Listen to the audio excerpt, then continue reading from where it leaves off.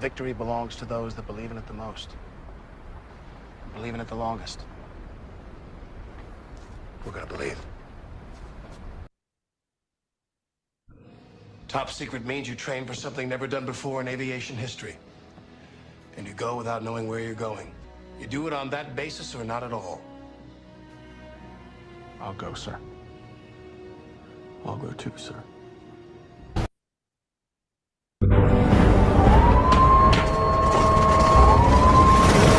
Turning on one! Turning on two!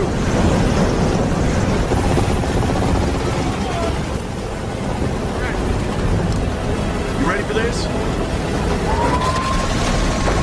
Superchargers low and latch. Superchargers are low and latch. We're full into the wind! More speed! More speed!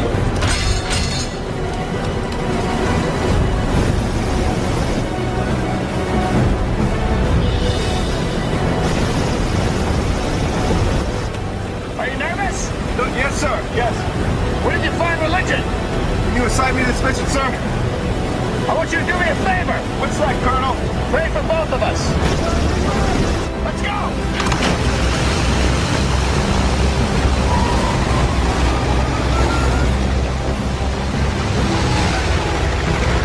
Max power!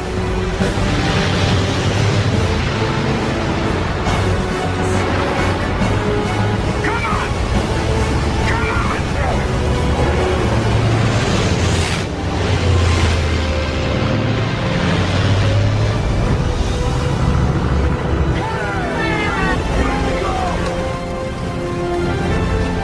Jesus, that was short.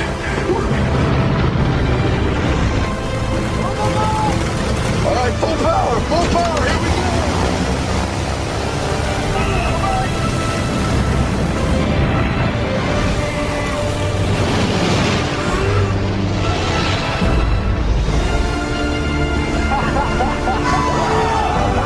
Come on, here we go, here we go!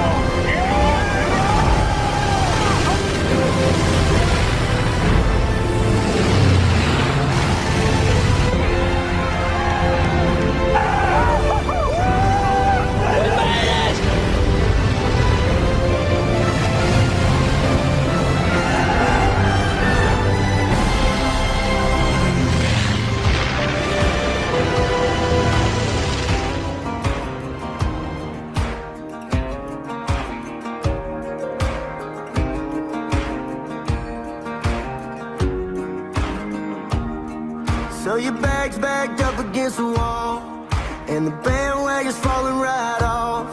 And you're hearing all the talk about maybe you should think about what you're gonna do if it don't work out. It ain't about if it makes sense, 'cause if the boot do, it don't fit.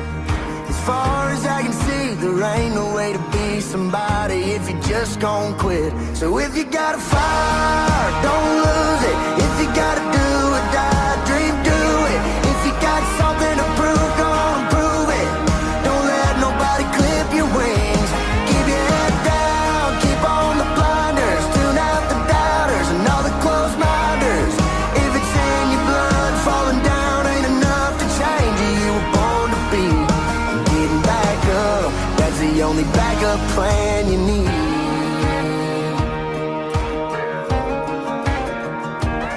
Well, life's got a lot of sticks and stones, and a blade that'll cut you to the bone. But if you're doing what you love and it kills you, well, you can live with that all day long. So if you got a fire, don't lose it. If you gotta do or die, dream, do it. If you got something to prove, go on and prove it. Don't let nobody clip your wings. Keep your head down, keep on the blinders. Tune out the doubters and all the closed minders. If it's in your blood, falling down ain't enough to change who you were born to be. Getting back up, that's the only backup plan you need. What is up, Rio Hondo Prep football fans? It is time for the 2025 Southern Section playoffs, and that means your Cares will be attempting the impossible. They won Division 9 back in 2023. They won Division 7 just last year in 2024. Can the Cares go for the three-peat? Can they win the school's first ever three-peat in the 11-man era. They had the opportunity back in 2013 to accomplish the feat, unfortunately falling short in the semifinals. We'll see when the playoffs take off on Friday off of those aircraft carriers for the impossible mission set before them. Where, in fact, will Rio Hondo Prep land? Will they be able to accomplish their mission, set out across the sea and hit their targets and do what they need to do? Or will it be a rather short flight? The choice is up to them. It's up to you, the fans, the Rio Hondo Prep faithful, how much you will, in fact, support this team this postseason. Are the attitude going forward to this? Do you have a backup plan? The only backup plan, according to the intro music there, is to get back up and keep going. Silence the doubters. There are plenty of doubters out there. And I think we need to use that as fuel going in to the 2025 postseason. Last season, people said there's no way we could do it in a Division 7, a repeat of 2 single-digit divisions, and the Cares shocked the world. And we're asking them to do it one more time. Speaking for the alumni, speaking for the Rio Hondo faithful, I don't think there's any doubt we believe this group, this team can accomplish something that nobody thinks they can do. It's that fine line, really, of believing and kind of knowing, hey, we're good enough. We can compete with these schools. We can, but also having that chip on your shoulder. And of course, it started on Sunday with the playoff pairings. 10-0, back-to-back defending champs. Rio Hondo Prep, all right, you're moving up to Division 5. Okay, cool. Oh, by the way, you're going to go on the road in the first round.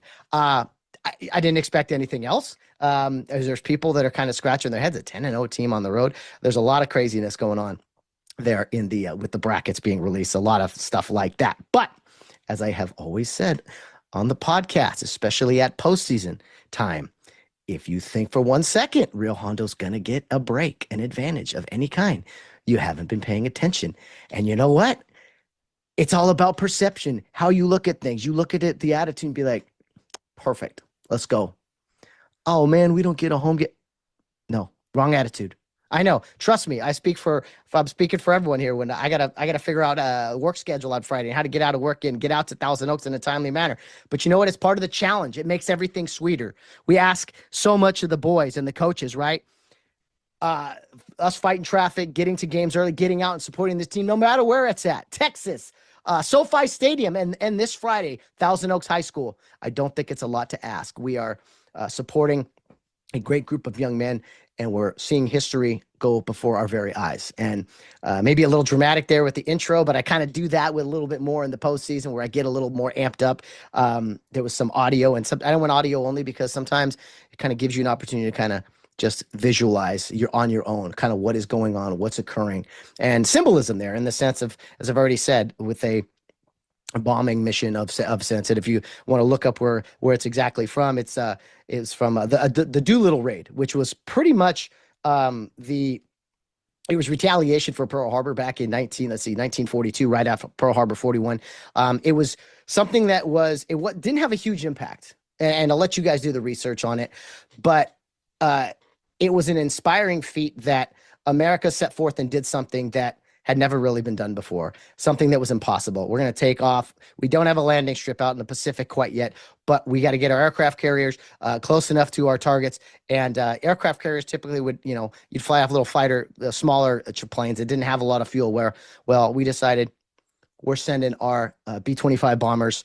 We're going to launch them 400 miles away from Japan, and we're going to hit them on their land, and then try to make it back and land somewhere safely where they probably, not only was it a dangerous feat in taking off from a aircraft carrier with a shortened runway, hadn't been done before, but not having enough fuel and knowing you probably won't make it to an allied country.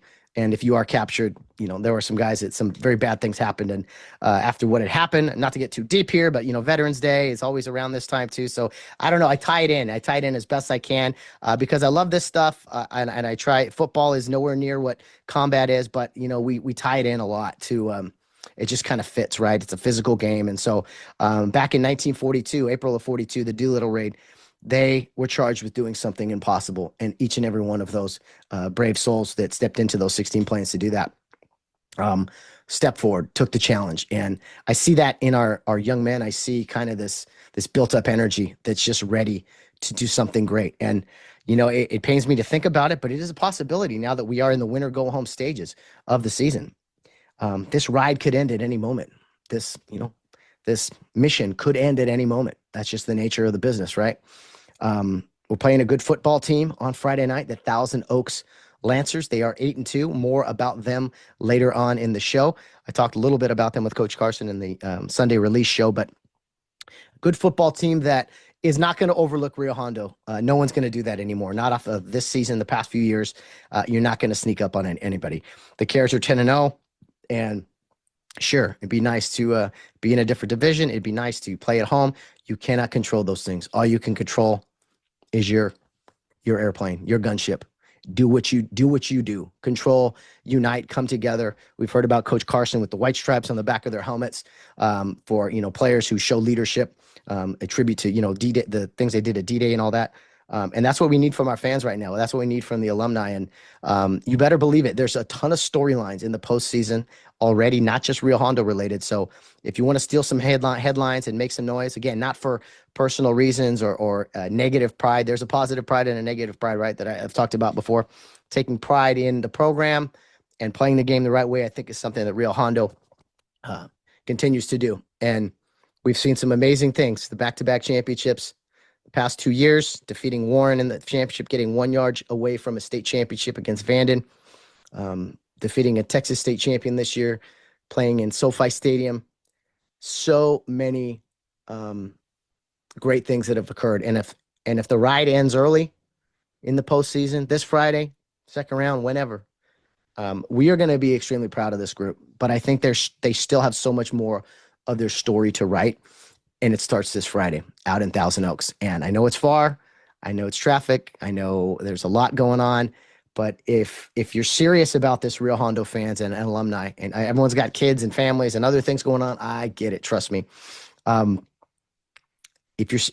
challenge you to really embrace these playoff games, not just Friday, but God willing, beyond that.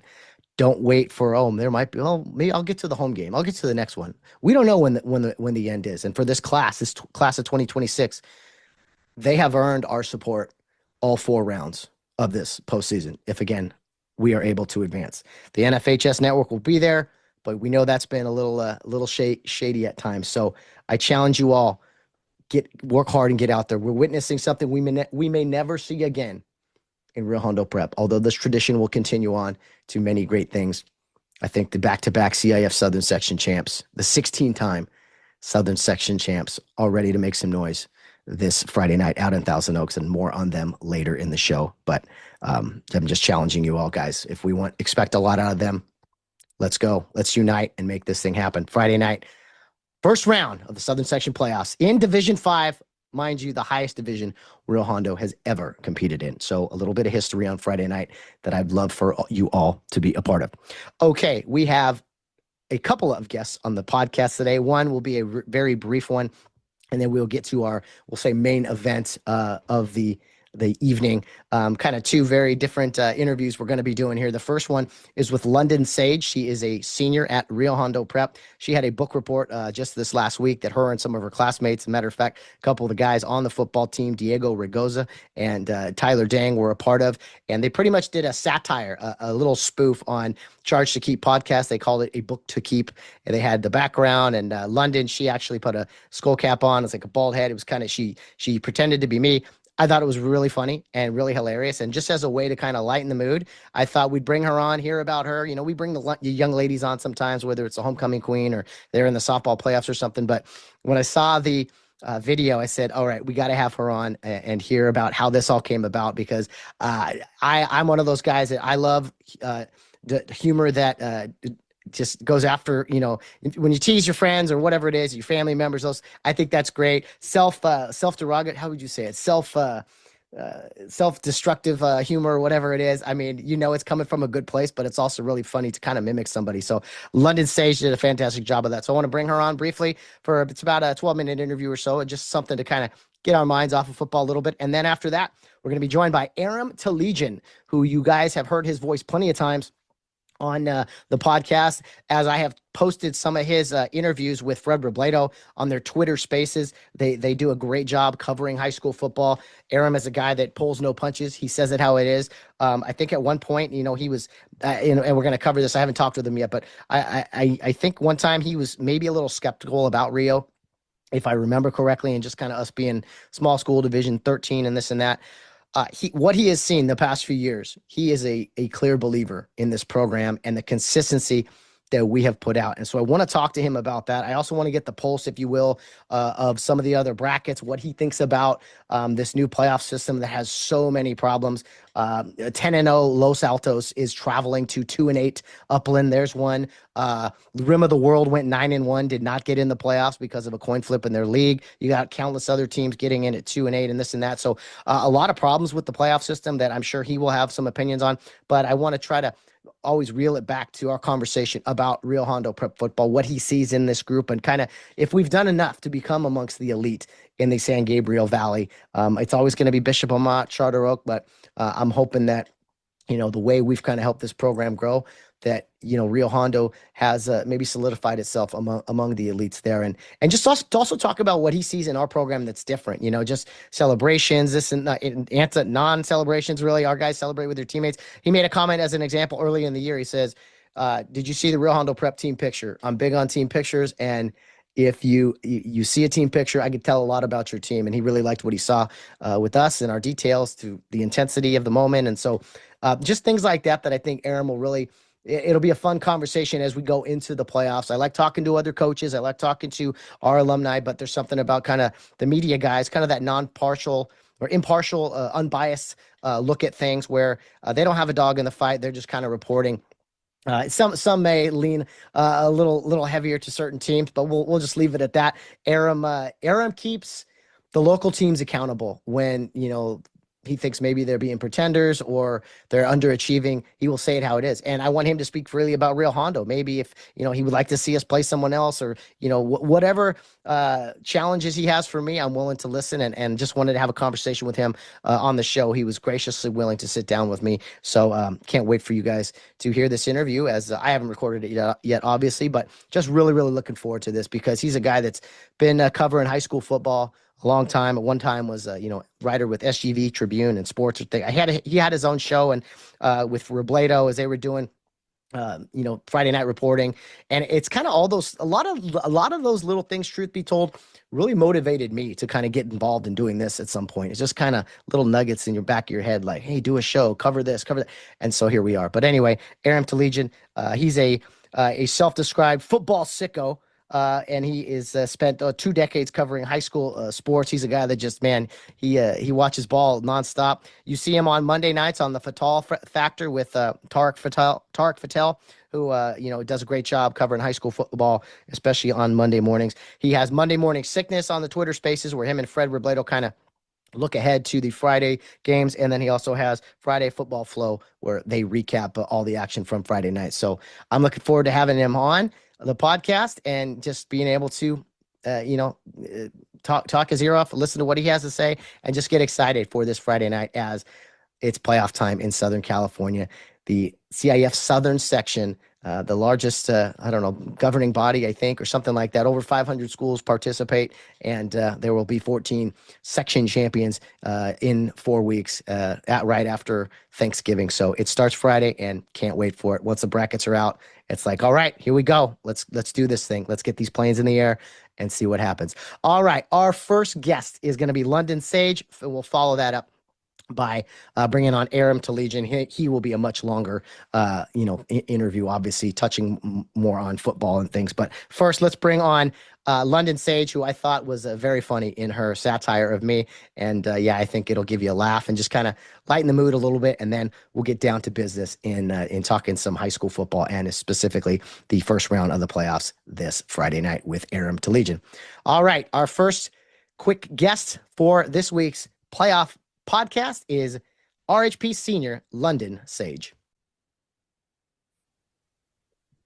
All right, we have a special guest today for our pregame show. Before we get to all the important playoff football talk later on, we first have to address something that I was made known of last week at the Rio game. Miss Sunday, messed it up already. London Sage, a senior at RHP, put forth a book report, and it was rather satirical towards the Charge to Keep podcast. I found it absolutely hilarious, and I wanted to bring her on so she could talk about how she came up with this, and I don't know, maybe take some more jabs at me. London Sage, what's up? How you doing? I'm very good, Matt. How are you? I am wonderful. You know, I did not think at this crazy playoff time I would be talking about a satirical video podcast that was done regarding me and my podcast. But when I saw it, I was like, oh, we got to bring her on the show. Absolutely. So for those that don't know, you can see behind her, she has kind of my logo that she has tweaked a little bit, a Book to Keep literature podcast. London, I'm talking a lot here, but I'm just blown away by it all. It was so funny. I'll just let you take it from here. How did you come up with this idea? And I don't know, how did it all get into the works? Well, we knew that creativity was a big part of our literary project. And so we were just trying to come up with like something that like we hadn't seen done because everyone was just acting it out and whatnot. And we were just trying to think like maybe reality TV and whatnot. And Jana was actually, she was the big brain of this part. She was like, let's do Charge to Keep, let's film it like that. And we were all like, Jana, you're absolutely genius. And so we figured out like, oh, like how would it work out and stuff. And they were like, who's going to narrate? And Jenna's like, well, there's Matt Hersema and stuff. I don't know like how we'd edit that in. And I was like, oh, well, we could add him in. Like he interviews the characters and stuff. And from that on, we kept building the script and building all the questions and whatnot. And it was really fun to film. And, it came out pretty good in the end. So, it was really fun to film. And I think a lot of Jana, because Jana was the one that came up with it. And we were all like, oh, that's so perfect. And she did the editing too, which was actually a big help. Wow. Homecoming queen, Jana Tafflinger, doing it all, working behind the scenes. She's been on the podcast before, so it's really funny, actually, that she came up with that. And, I mean, the first moment I saw it, I couldn't believe it. And we'll watch a little bit of it here, just the beginning, I think, when we get in a few more moments. But for you were kind of running the show as the head podcaster, narrator, however you want to say it. So did you have to do a little homework for this project to get the role of Matt Hersema right? Yeah, I did because I'd only ever seen a few clips of the podcast. And so I did a little deep dive and I watched a few of your podcast episodes and whatnot. And I was like, you know what, out of all the characters, I think I'll just do Matt Hersema because why not? I mean, like this guy's hilarious. So I'll do it. And everyone was like, perfect, because no one else chose Matt Hersema. So I was like, oh, okay. So, and yeah. That's really funny. Well, let's take a look at it real quick. Just the first intro, just so people know what we're talking about. Let me go to share screen here and pull this up because I was let's see. Do we have share sound? Make sure we click that. Yeah. Okay. All right. Let's do share screen. There you are. All right, here we go, guys. This is just a minute or so of a Book to Keep. London, if you can't hear anything, let me know, okay? Okay. All right, here we go.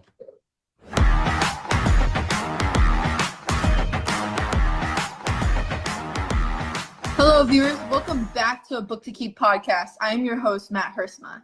Today we'll be covering a short story from 1844 written by famous Nathaniel Hawthorne about a scientist, Dr. Rappaccini, who raises his daughter Beatrice among poisonous plants, eventually becoming poisonous herself. However, when a young Giovanni arrives, he falls madly in love with her, yet tragedy follows him behind. In today's episode, we'll discuss symbolism, romanticism, and lots more with the characters themselves. So this is the intro, about 30 seconds, and as you blow through it, as you can see here, we'll just kind of go through. We got Diego Rigosa on here. We got let's see, who was that here on this portion there? Who was that? Kiara Beasley. Kiara Beasley, okay, and then Jana Tafflinger is some kind of scientist here. It looks like. Tyler Dang, one of our great football players, alongside Diego, of course, playing out on this Friday night playoff game. He makes an appearance. He's been on the pod. And then Jana, of course, again. But I liked your intro, London. Now we'll go to the very end of it because you close it out very nicely. Let's see. Let's go about, 30 seconds or so. And we'll try to listen to that part. Kind, and it's just wanting, to control. And that also includes themes. All right, thank you so much to all the characters that are able to interview with us today. I really appreciate it. On next week's episode on the podcast, we'll be talking to Billy Budd from Billy Budd by, Herman Melville. But I'm out of time, out of energy, and out of words. But a friendly reminder to be humble in victory and gracious in defeat, because we always have a book to keep.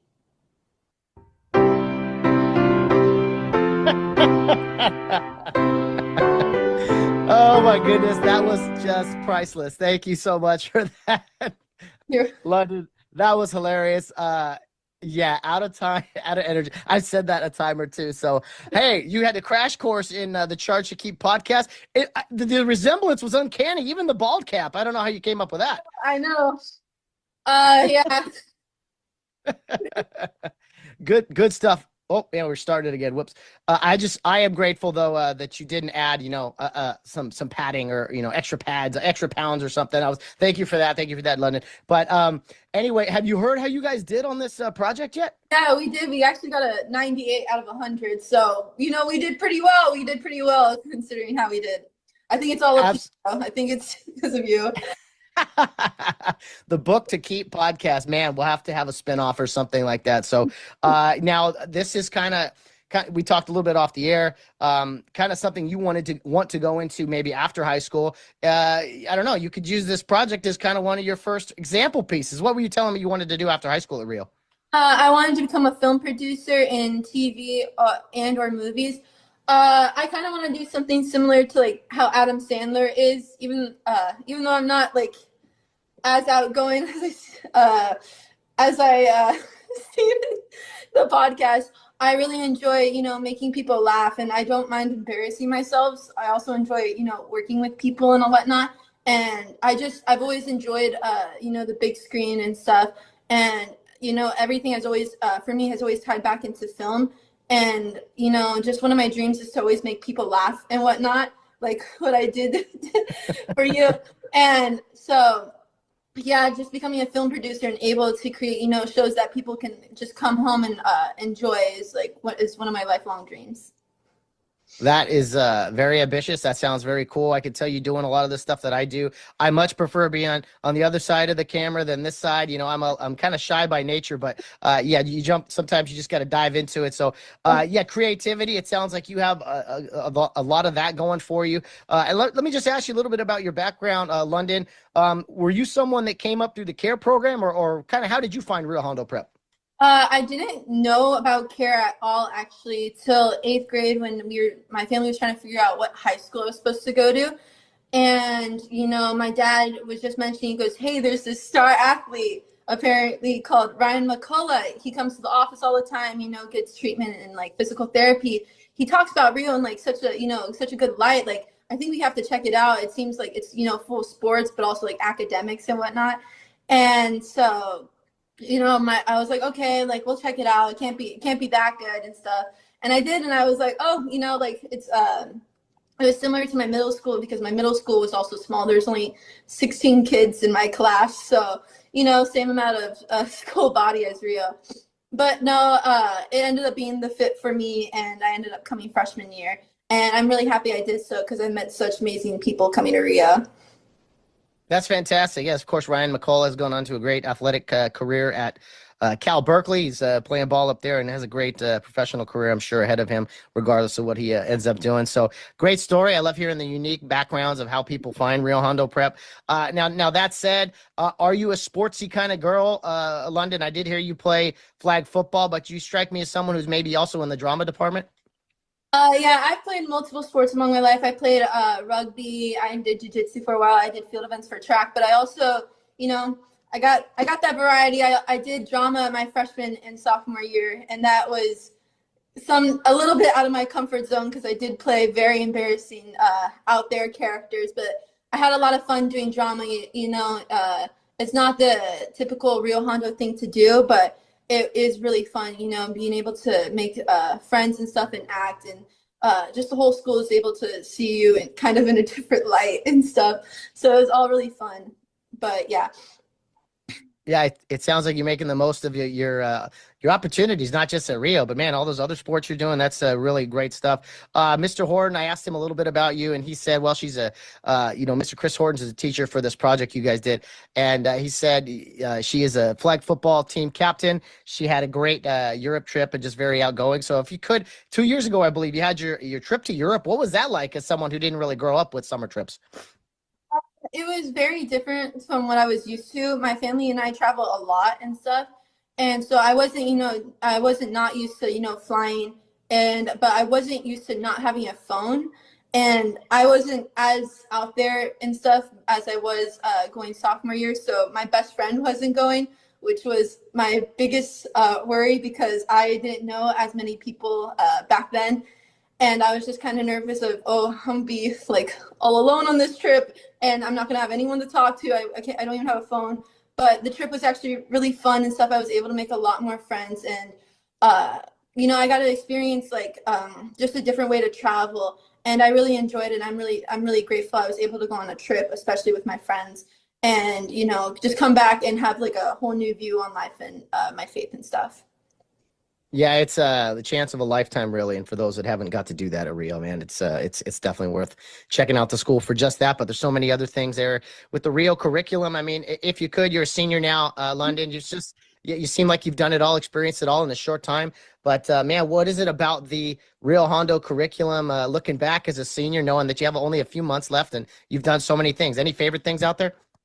I think my favorite thing is it's. Some people view it as a con, but I really enjoy how small our school is a lot of the times. The teachers are able to work with stuff, because I get confused really easily, but it's just like the small things and whatnot. And I'm able to have classes with my, my close friends, which at a big school like Arcadia High School, I wouldn't be able to, usually do that and stuff. And the teachers are really able to hear your voice and opinion about certain things. And it feels like more of a community than it does just a school system and just going through the ropes and stuff.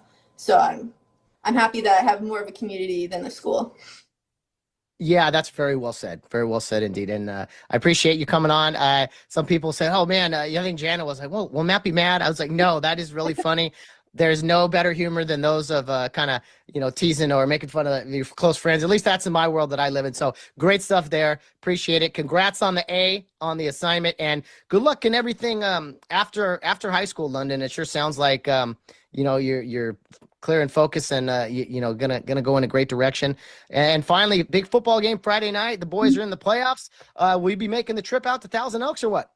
Oh, I might. I think I will, along with my other friends, just to support the team and stuff. And it's really great. Also, senior year, so I'm gonna make the most of it as I can. Yeah, absolutely. Senior night was last Thursday. Halloween night at I don't know. Were you able to participate in that with your family and everything?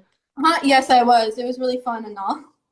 That is cool. Well, hey, congrats on an already productive senior year. Great satire. And good luck the rest of the way, and to you in the class of 2026. Congratulations. And that was very, very funny, London. Thanks for doing that. Thank you. I'm really glad you enjoyed it.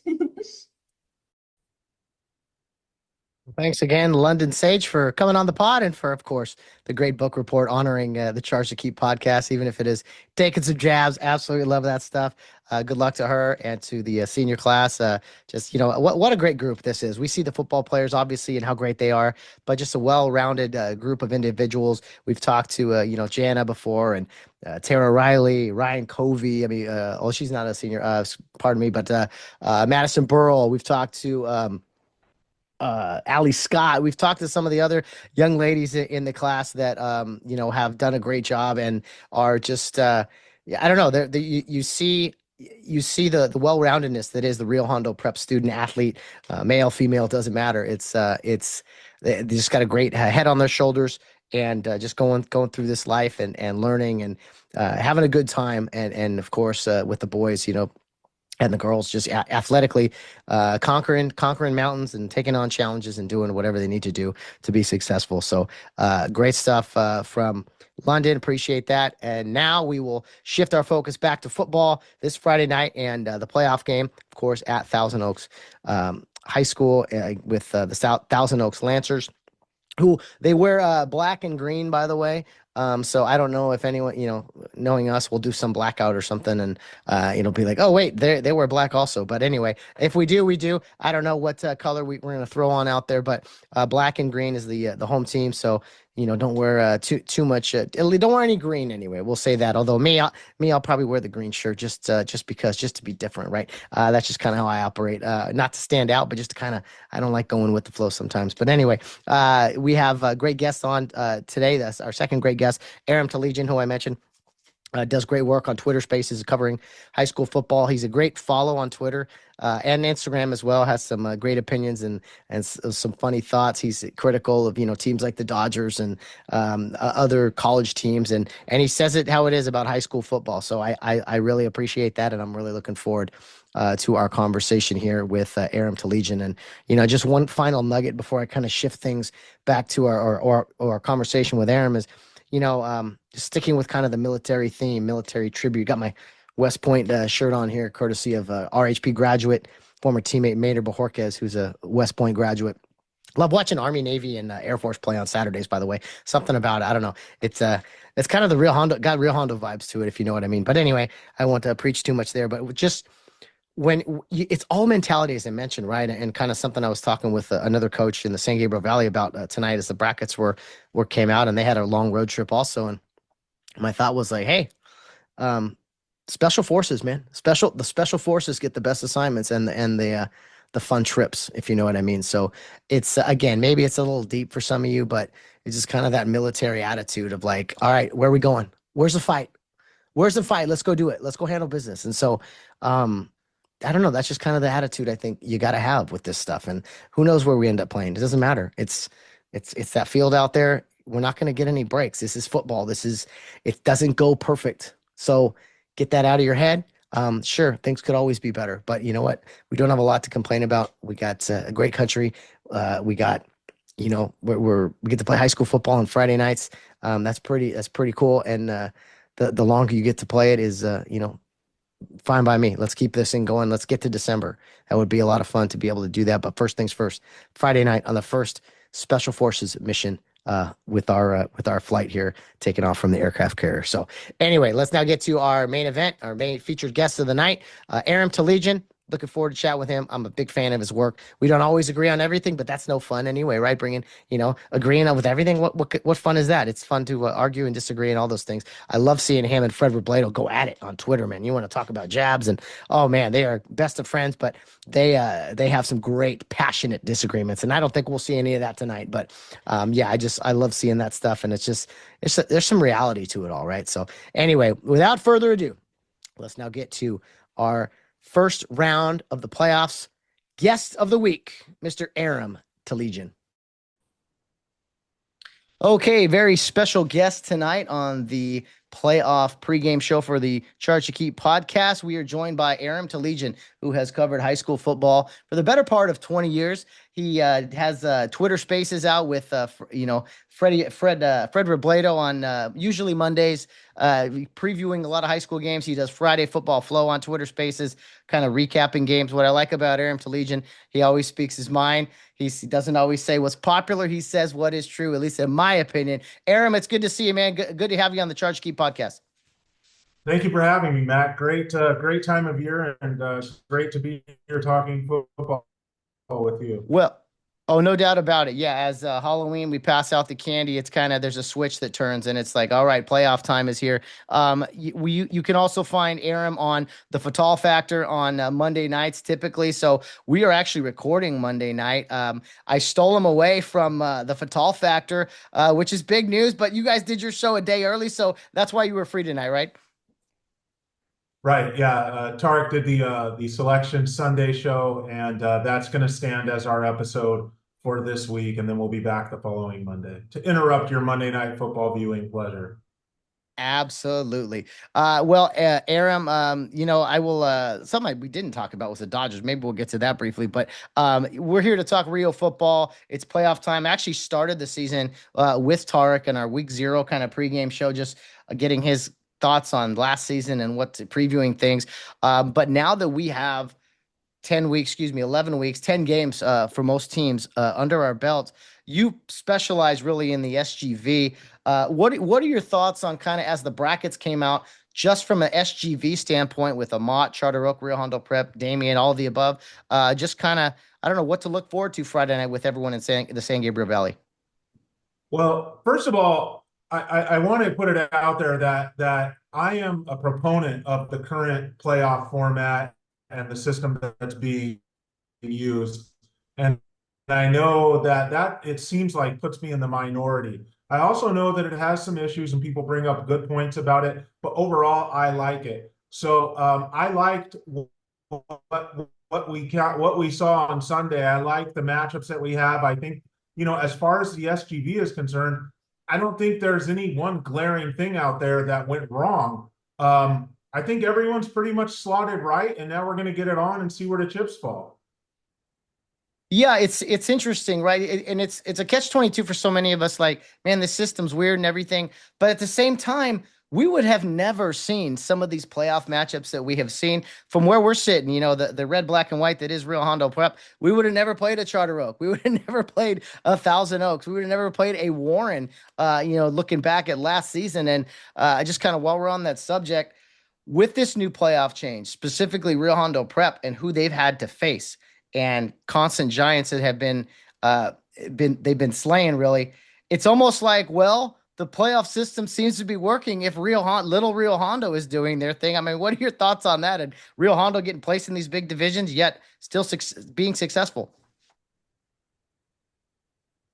I think that Rio Hondo Prep, more than any program, has been validated by this current playoff system.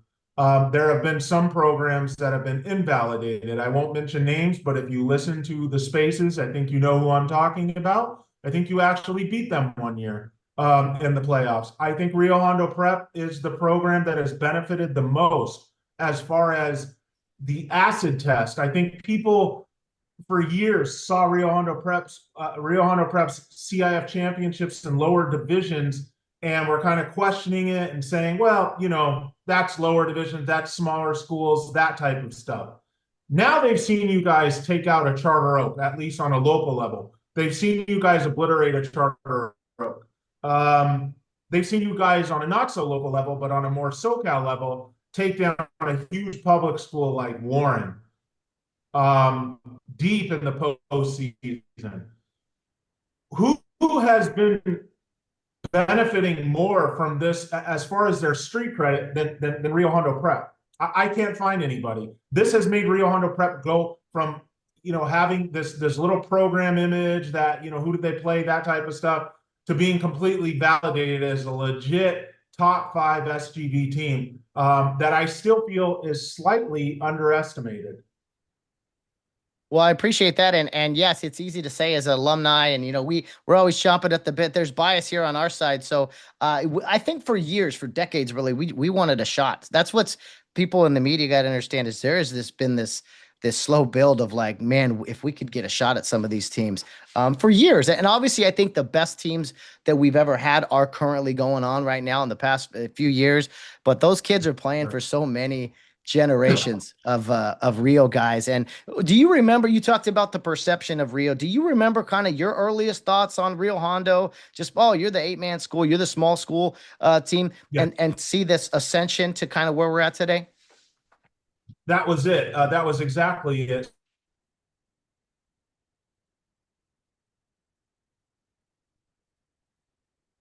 Pause. Look, we.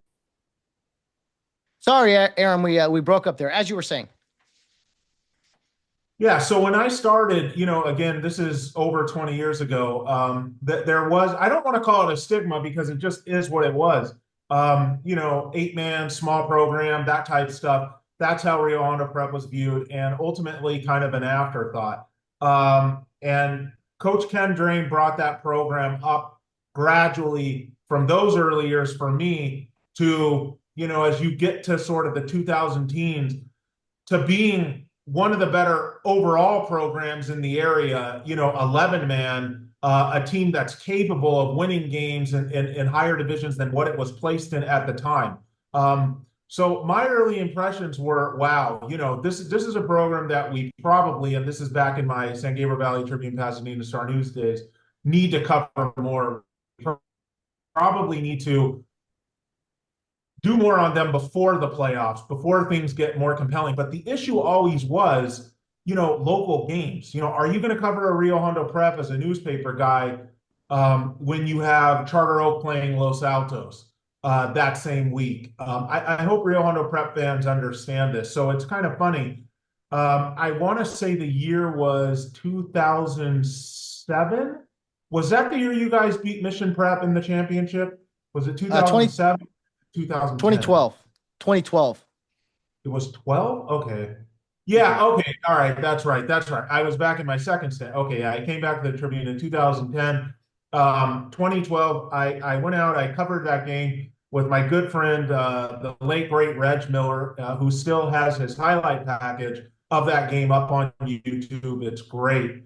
If you just kind of YouTube search Mission Prep and Rio Hondo Prep, you can see the great highlight package that Reg put together. And I covered that game as well for the paper. And it was eye-opening to me and Reg. We were like, wow, this is legitimately one of the better teams in the area. And I remember being out there and the Rio Hondo Prep fans were like, oh, wow, Aram, you finally showed up. Oh, hey, you finally decided to cover us. And, you feel bad, but you have to. I'll just admit it. I don't work for the newspapers anymore, but you have to play for the crowd, so to speak, and that kind of explains why maybe RHP didn't get the coverage that it sort of deserved, back then. But we did cover the hell out of that game, and it was a great win. And I just remember thinking with Reg as well, they're not going to beat this Mission Prep team. They're just not. This Mission Prep team is legit. As you're watching pregame warmups and stuff, you're checking all the boxes on the looks test. And what happens? Rio Hondo Prep wins that game. So that was the eye opener for me. That was sort of the changer. And from there, it's really the program. So, that was 2012. The program going on the last 15 years has just done nothing but rise since then. Well, one of my challenges to everyone with our alumni and everything is, we're starting to get this, I don't know, street credit, however you want to say it. I love when people pick against us, and all of a sudden we've earned some respect out there, and you guys are picking us to win things, and I'm kind of like, no, we like it better when people don't think we can beat Charter Oak or Santa Monica or Warren, and it's just better that way. And so I want to go back to last year's game, and it's not to put you on the spot. No one really thought we could do that, and honestly, we all had our doubts. I think, if we're honest, we played a perfect game, and that's how we beat Warren. But when you saw that we took down Warren last year, that had to really open not just your eyes, but a lot of people's eyes. Yes, it did. And I remember the scores as they were coming in that night, and it was like, wow, okay, woo, really? Wow, Rio Hondo Prep. All right. Very, very interesting. And it opened everybody's eyes, for sure. And those are the kinds of, that's what does it, Matt. I mean, ultimately, people heard me and Freddie argue about this last week, again, referring to another program. This is what does it. Wins like that.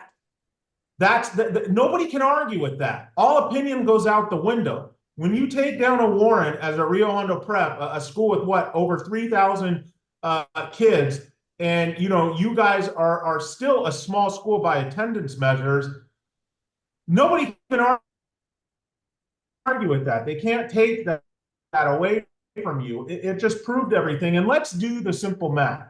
How many SGV teams are there from D5 down? How many SGV teams are there from D5 up? Rio Hondo Prep is in the small handful now of teams that are D5 and lower. Charter Oak, you might expect that. Damien, you might expect that. Aumont, you would expect that. Would you expect Rio Hondo Prep? There's no arguing with it anymore. That answer is yes. You know, they're here. For those that don't mind a stock market comparison, I compare Rio Hondo Prep to NVIDIA, okay? Maybe not NVIDIA in its current iteration, but the rise that NVIDIA had, you know, throughout the last 20 years, going from like a company that made good computer screens to now making the GPUs, the chips that run AI better than anybody. No, you're not to NVIDIA's class. I mean, NVIDIA is probably the best stock in the stock market, right? And as I'm saying this, I'm thinking I'm putting in a market top for everybody out there that appreciates that sort of opinion. But what I'm saying is Rio Hondo Prep is making that sort of rise. Have they fully matured as a program yet? Have you guys, you know, would that mean you had to be D1 or D2? Probably. But the point is that from where you were 20 years ago, 15 years ago, to where you are now, it's that kind of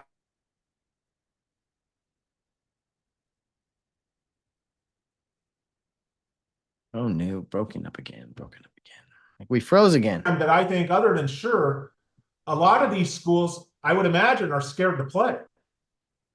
Yeah, you know, I will say this, you know, without giving away any names and this and that, because you know, Coach Carson does a great job of you know, we try to keep things in-house as best as possible, but we've asked schools. It's not like we are not trying to play schools. There was someone on the spaces, I think it was it La Cunada, who was talking about that Rio declined a game with them. I can promise you, any declining of games recently, was it St. Francis? St. Francis. St. Francis. They claim Yes. that Toronto Prep declined to play them. Well, and I can confirm on this show now that, you know, Texas, our trip to Texas was in the works for the time frame they were looking at. It's like we were kind of more focused on that at the time, because I could promise you, Aram, from my sources and being close to the program, Rio Hondo is willing to play anybody, and I really do. I do mean that, and I think Coach Carson, if we can work it out, we'll always take that challenge. But what do other schools have to gain in the area from scheduling a game? I applaud Sure for taking the game. We've played other local schools too, but I don't know. What are your thoughts on that with schools like Charter Oak or whoever? Like if they schedule a game with Rio, isn't it just kind of they have nothing to gain by that now? I don't know. I kind of think that they actually do have something to gain, because I think Rio Hondo Prep is now realized as a perennial top 5 SGB program.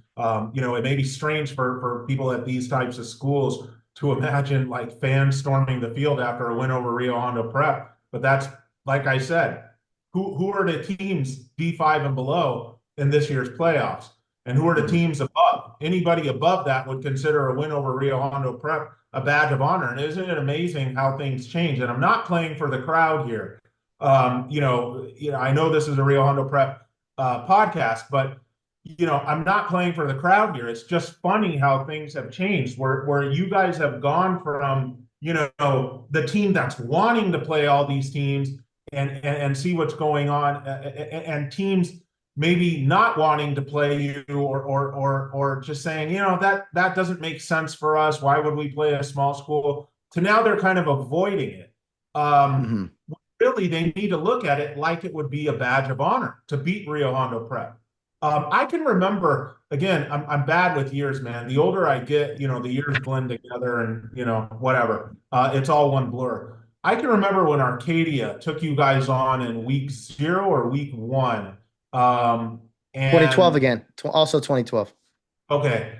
The lead up to that game, it was like the first time Rio Hondo Prep had played like a big local public school. And the lead up to that game, and I think myself included, going back to it, if we're just being honest, picked Arcadia and just said, hey, you know, all right, now Rio Hondo Prep's going to find out. Now they're in deep water, you know, so on and so forth. And what did Arcadia score? 3 points, wasn't it? Like 26-3, something to that effect. They didn't crack double figures, I don't think. No. That was another eye-opener game.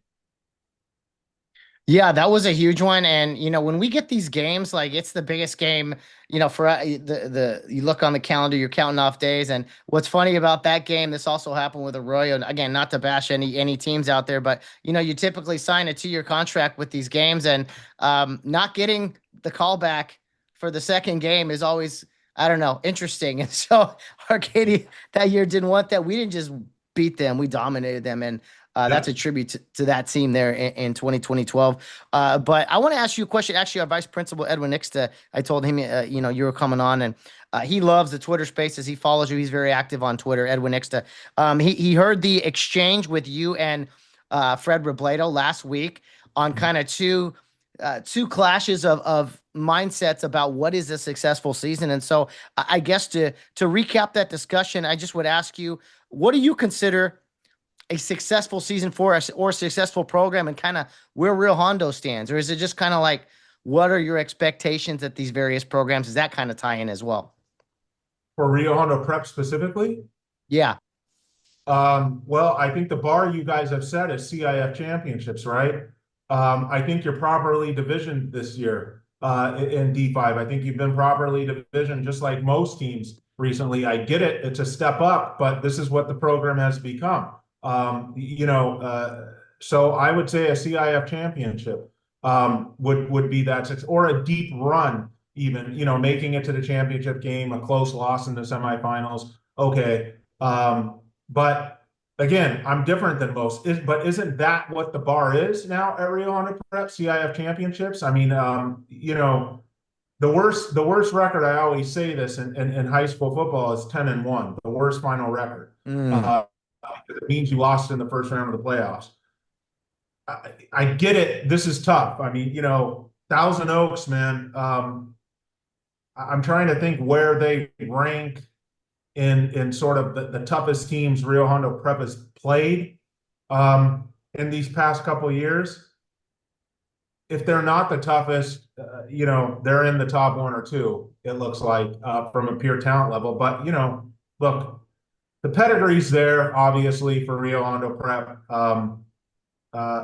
So, yeah, circling back to the original question, I would say, I don't want to say CIF championship or bust, but I think those are fair expectations for what, the program has established itself as being. The broader thing for that question is, it is a case-by-case basis, because I know what you're getting at. This is kind of playing off the argument that Fred and I had last week about Charter Oak and Charter Oak's lack of playoff success in recent seasons. I think going back to 18 or 19, other than that 2-8 year where they went 2-8 and got lowered into D8, I think it was D7 or D8, and they made a good run in that division, I think, to the championship game. They haven't had playoff wins. Rio Hondo Prep is one of the teams that beat them in the postseason. So that stokes the broader debate as to what do you call a successful season. Is it a league championship and your overall record? I'm sure that's part of it, of course. But do you think the Rio Hondo Prep players are going to be, contented if they don't win on Friday night? I agree with the standards you set for yourself is kind of the standard that you should live by. And and it's not to knock Charter Oak. Obviously, we talked about that. I actually personally, I'm a Charter Oak fan. I live just down the street from the school. I grew up watching them. Saw tons of Care Youth League kids go to that school. But I guess the point of your argument was really funny, because it was like Fred was talking about schools that are dropped in divisions lower, having 2-8, having unsuccessful seasons, and then putting together a few wins against maybe small, weaker competition. They get to the finals. All right, is that a successful season? Versus your argument about what the standards are. So it was a fun conversation. I kind of could understand both sides, but again, one thing you do, Aaron, you keep the local teams accountable, whether it's Charter Oak, Bishop Amat, Rio Hondo Prep, whoever, and I think that's a really good thing. I mean, Bishop Amat in Division III. That doesn't quite even sound right. They've always been a D1 team, but that's just kind of the new age we're in. Yeah, it is. And again, I think this is a case-by-case basis. For Rio Hondo Prep, CIF championships are the standard. for a team like, let's just say a Nogales and Matt B over at Nogales. This has been a successful season so far. They won their league championship. They're in D13. Yes, I get it, but that's where they belong. You know, if you're a program that hasn't won a league championship in a while, that hasn't had a 500 or better record in a while, and you post those two things and then you go on to lose in the first round of the playoffs, going by it being a case-by-case basis, which is how it has to be when you're talking about schools ranging from D14 to D1 with different enrollments, different situations, different demographics. It has to be a case-by-case basis how we judge these programs. Charter Oak is not going to be judged by the same standard as a Nogales or an El Monte or a La Puente. I'm just thinking of teams off the top of my head, or a La Cañada. They're not going to be judged on those standards. Because why? Because Rio Hondo Prep wins CIF championships. Charter Oak, you know, has won a bunch of CIF championships. They put 2 or 3 guys to D1 colleges every year. They have a D1 quarterback this year. Bishop Amat is the big conundrum. Traditionally a D1 team, okay? That's fallen, you know, I don't want to say quite a bit, but they've fallen. Everyone knows that in the past several years. They didn't make the playoffs last year. They were 2-8. This year, they finished high enough in league, in a decent league, you know, that Sierra Canyon towers over, that they got placed in D3. You know, look, traditionally against, you know, 1995 Bishop Amat, maybe that's a disappointment. But for what the program currently is, D3 is good. And last point on this, Matt, that's where they belong. Bishop Amat is a D3 team this year. They're not D2, they're not D1, they're not D5. They are legitimately a D3 team. Rio Hondo Prep is legitimately a D5 team now. Charter Oak is legitimately a D3 team now. That's a D4 team now. That's just they're properly divisioned. And you know, we talk about the other teams that are in D5 with RHB. Bonita, that's a D5 team this year. This is the system working. Northview, that's a D5 team this year. They you know, they're not off base with where these teams got slotted. So, you know, that's how we should judge it. Case by case. No, 100%. And I like the properly division term that you have used repeatedly in the spaces and tonight. But you look at, we'll say, let's just throw it out a championship. Let's say Bishop Amat, usually in Division I, a great history, has had championships. That's, you know, been a standard for them, even though they haven't done that in a while. Would dropping a few divisions and winning a championship at D3, I think you were yelling at Fred, what if they win D5 or whatever it was? So that was funny. Bishop Amat wins Division 3. Rio Hondo Prep wins Division 5. Is it the same thing? Is it the same type of successful season at that point? Yes, individually for those two teams, yes. I think Bishop Amat, it is a success this year if they win D3 because that's what they are. They are properly divisioned as a D3 team. Rio Hondo Prep, same thing. You know, they're properly divisioned as a D5 team. So it's funny, those two programs, you know, they kind of have been on different trajectories over the last 20 years. It's interesting. Here. Okay, Matt, let's get in the time capsule and let's go back to like 1998. Okay. And let's tell someone, you know, we're sitting here in 1998, listening to our Spice Girls CD, right? We're talking about this, and I say, hey, Matt, you know, in 2025, Bishop Amat is going to be a D3 team, and they're going to be the #1 seed in D3. Okay, and you're going to be like, shut up, dude. How did that happen? And then I'm like, no, wait, it gets even better. Rio Hondo Prep, okay, Ken Drain's Rio Hondo Prep is going to be, you know, I know he's not the coach anymore, but you know, at the time, you know, Rio Hondo Prep's going to be D5, and they're going to be considered a contender. They're going to be, you know, having a fantastic team, have flown up these. You would not believe that conversation. You would ask what we were smoking or drinking at the time.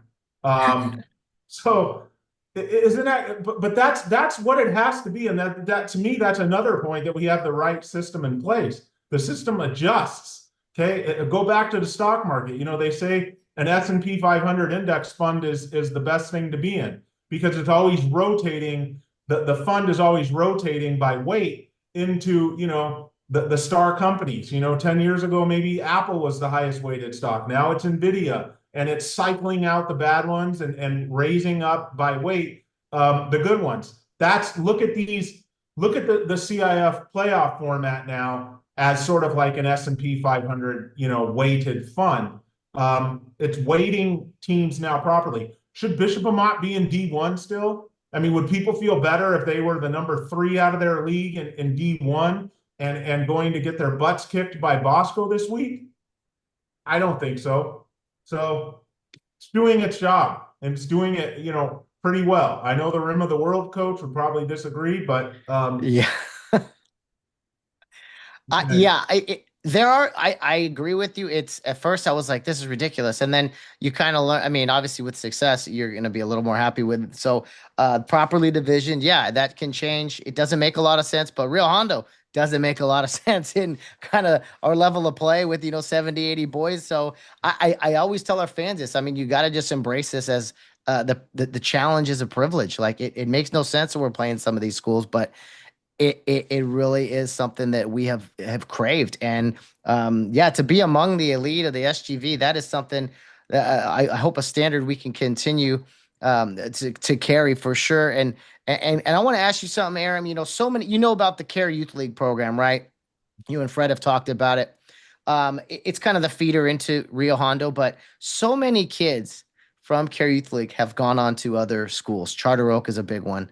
Northview, San Dimas, Amat does, they're all over the place. And I think for a long time, the thought was, well, they need to go to these kids, and every family's different, but they go to these schools because they'll get more exposure, or, you get college scholarships. Or my argument now is with technology. I mean, we've had, only 2 guys in D1, Landon Goodwell and Ryan McCullough, who's currently at Cal. I don't know. I don't think you have to go to a big public school now for those things. That's my argument. Tarek Fatal didn't necessarily agree. But, I mean, what do you think now with a small school like Rio and the exposure to having players that can maybe go on to another level? I agree with you on this. I think you just proved it recently with the kid that's at Cal. It can happen. I kind of wonder why you guys at this point would be not keeping all the Care Youth League people. Unless it's just, private school type thing or a tuition type thing. I don't know. But I also don't think that program or school size really matters anymore. I think Sierra Canyon kind of proves that. They've flown up. Grace Brethren was another one that went from practicing in a park, flew up to, I think, as high as D3 before that coach left. I'm not so sure that really matters anymore, total enrollment. Plus, kids don't really seem to be going out for football the way they used to. If this was 25, 30 years ago where you would, drive around the SGV, I remember this very well, like in late August, driving around the SGV and seeing football fields, just driving to dinner or wherever. And, there'd be 100 kids out there with the freshman team and 60 or 70 with the JV team, at public schools, like a Rosemead, hypothetically, and then another 100 on the varsity team. Every kid, every boy in the school was out for football. It's not like that anymore. So buy-in is important. People specializing in sports now is important. Wanting to play football obviously is important as opposed to playing video games. I think at a place like Rio Hondo Prep, the kids are more down to business. And I think that's probably the case at a lot of private schools. They're more down to business. They have certain goals and stuff and whatever, and are going to participate in these things. So what do you guys have roster wise this year? I'm curious. I should know this, but I don't. What's the total roster? I should probably know the same too. It's varsity guys. It's north of 40. I mean, that's suiting up a lot of guys that aren't even play. I mean, there's some freshmen guys that come up and hey, suit up as well. So I would say 40, 45 maybe of our 70, 80 boys in the high school. Yeah, anything over 40 seems to be decent, these days, sadly. Because like I said, I remember when varsity teams had, upward of 80 to 100. Man. And these teams that struggled, again, public schools, but even privates to some degree.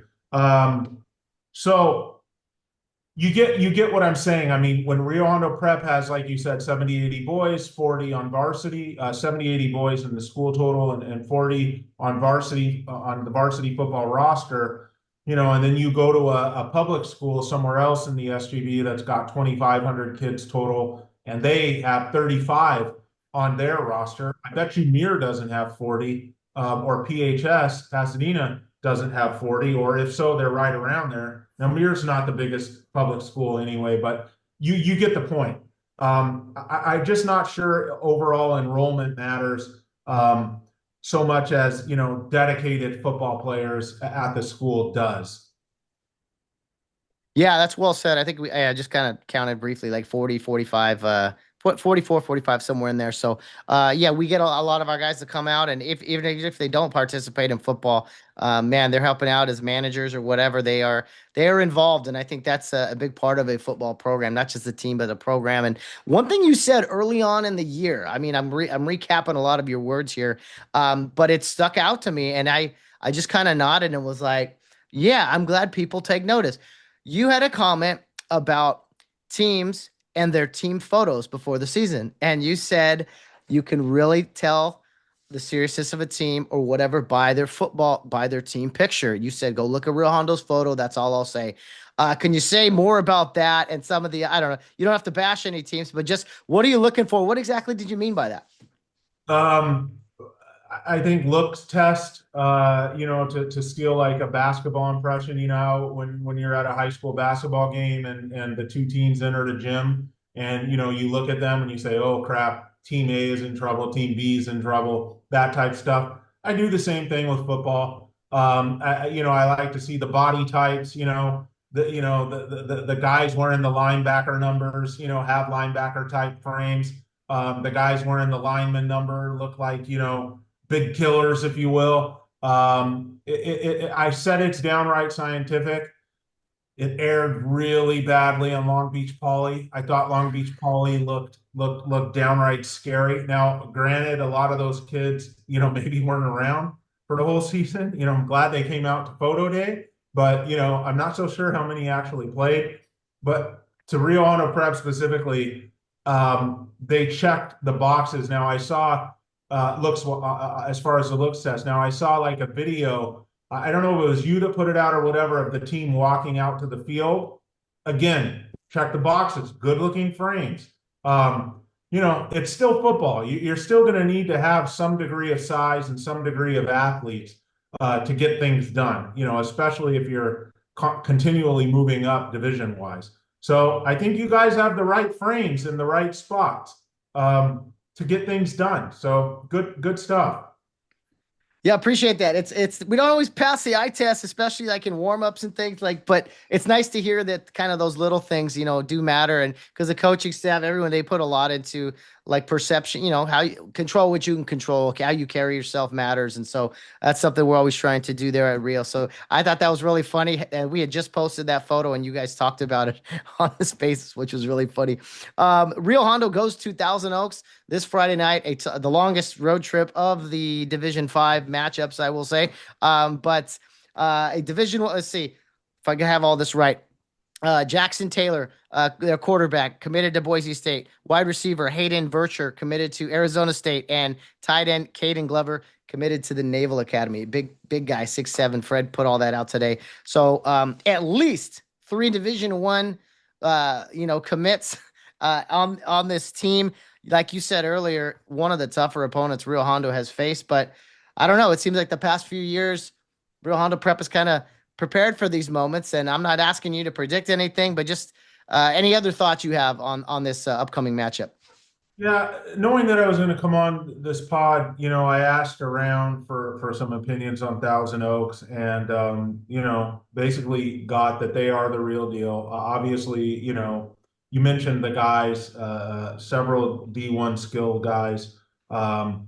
So that's a bit of a challenge. My concern for Rio Hondo Prep is, what have they seen this season? What have you guys seen that's anywhere close to this? The two losses that Thousand Oaks has, very good Westlake team this year that's kind of turned things around, and a Simi Valley team that I think overall struggled, but was a talented team. Had its moments this year, didn't pull some games. This is a really, really difficult test. I know we're not talking prediction yet. The advantage that I think Rio Hondo Prep has is, and I didn't like to hear Coach Carson talking about the line kind of being banged up. I listened to your podcast from Sunday, from Selection Sunday. I didn't like to hear that. I'm hoping the team will be at full strength this week, because I'd like to see what full strength Rio Hondo Prep does in this situation. But the big advantage I think Rio Hondo Prep has when it walks into a stadium, especially for post-game, there's several, postseason, there's several of them. Number one, there's buy-in. Good luck getting that, this program buy-in. Good luck getting that these days with these athletes, with this era of athletes. It's very, very difficult. So along with buy-in comes identity. And Rio Hondo Prep knows its identity. It knows what it wants to do. What I've found so interesting about this is you've flown up divisions, and you would think, well, small school, maybe they're doing something, offensively, like a run and shoot, spreading teams out, and they're just quick as hell, and got a QB that can't miss. And, that's why they're winning all these games and being able to fly up divisions. Maybe they do something offensively that teams, just can't handle, that they just can't see. No. That's not it. They just execute. Okay. You guys execute on a level, I'd say it's probably tops in the SGV at least. Okay. And certainly among the top in SoCal. So you have program buy-in, you have identity, meaning you know what you want to do, you know what the game plan is, you know what you probably can and can't do, and you have execution. Those things are so huge that it just makes it so that when you have an incredible talent like Noah Pininieri, when you have other guys around him that are solid in their own right, it makes them shine even brighter. So I think Thousand Oaks probably looks at this like, wow, we have athletic advantage here, we have athletic, matchup advantage there, that type stuff. But I think the Thousand Oaks coaches are scared to death that they're not going to be able to convince their kids this week that this little school can beat your ass this week. They are going to execute. You guys have to stick with your assignments. I just feel like they're not going to be able to get that message across to their kids because, it's hard. It's hard to do that. It's not a problem specific to Thousand Oaks, but I imagine Warren had the same problem. I imagine Charter Oak had the same problem a few years ago. You guys don't understand what's going to happen until it's happening to you, and then it's too late. That all has to be on display for Rio Hondo Prep this week. D5, D4, all the way down. It's going to be tough from the word go. And that's what you have this week. This game is a pick 'em in every sense of the word. I could sit here and predict it either way, but it doesn't matter, man. It's a coin flip. There's no way anybody can sit here and say Rio Hondo Prep has an overwhelming advantage going into this, or Thousand Oaks does either. They may get caught up in the flash of Thousand Oaks and the D1 guys and think that's it. But having several D1 guys doesn't always win games, especially against a program that is going to be very, very well prepared and hopefully has a few wrinkles for them that they're not expecting. I just hope that there's not a little bit of culture shock for Rio Hondo Prep because it's been a while since you played, this level. I hope there's not any culture. I hope practice is very hard this week, I guess is what I'm saying.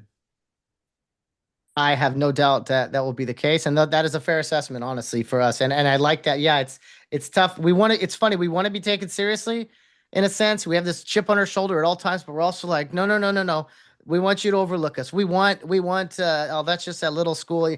We want those things, yet at the same, because it makes it more fun, but, yeah, you talked about Pennaneri, and there's a ton of great players on this team. You mentioned all the guys we had back in an early spaces. I think maybe the week of the Maranatha game, but Noah's missed some time, obviously, with some injuries. He's come back, with a bang, if you will. He's become our all-time leading rusher at Rio, and all-time touchdown scorer and all that. At one point, again, you said he was early in the season, the best in the area, one of the best. I know we got Corin Berry out there. We got Ryan Salcedo, Bishop Amat. We got some great players in the SGV. The Damien quarterback, his name escapes me right now, but I'm not asking you if Noah Pennaneri is the best, but does he belong amongst, the top 5 or 10 players in the SGV? 1,000%, yes. 1,000%. Yeah. And I think among the best in SoCal as well. Yes. 100%. The Lucero kid at Northview, who's also in D5 with you guys. Another stud. We're very blessed this year at the SGV to have this level of talent. And you need it. You need it when you get into the postseason. You need your stars to shine. And so it's good. At least for Rio Hondo Prep, going into this game, we have a bona fide star, a guy that's already done it before in Noah Pennaneri, and the other programs know that too. Charter Oak, has Barry, like you said. Amont knows it has a workhorse in Salcedo. Northview knows it has Lucero. You need that. And so it's good to have that sort of star power yourself. Yeah, Trey Gamble at Muir. I mean, I was at that Muir Charter Oak game, standing there, and I watched the entire thing on the sideline because we were off that night. And incredible football game. I would encourage, anyone out in the Thousand Oaks area, make the trip out to see us. But that you got to get to that game, man, because hopefully it lives up to the sequel. But some incredible players, and thank you for that. I think I kind of wrote this down. You kind of answered it already as far as we go, but just kind of what you think are the most important factors for teams to excel in the postseason. You talked about it with Fred, the weather changing, and obviously we take pride in running the ball, stopping the run. We live in the spread attack world and everything, and you already gave us some kind of pointers there. But as far as other schools maybe, and just a broader picture of success in the postseason, kind of what are your thoughts on kind of what those keys are? And I say this for all levels of football. It's proven. It's time tested.